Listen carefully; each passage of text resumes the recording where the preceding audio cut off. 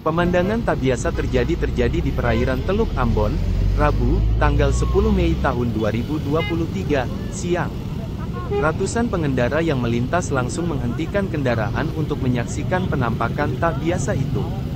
Pantauan tribunambon.com, tampak garis air menyerupai kolam sepanjang Teluk Ambon dari pesisir Rumah 3 ke Batu Merah.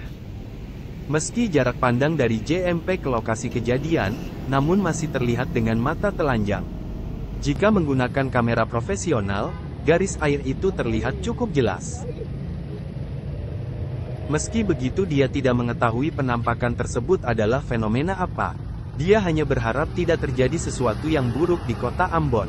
Warga, Elsa mengatakan, kejadian tersebut pertama kali dilihat pukul 13.40 waktu Indonesia Timur.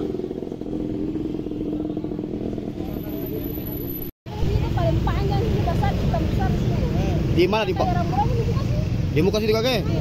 Lalu akan kita kira itu kayak apa tali basar begitu kan? Data paling dekat dulu sih. Tapi saya belum tahu itu apa. Itu garis tuh boleh. Terima kasih sudah nonton. Jangan lupa like, subscribe, dan share ya.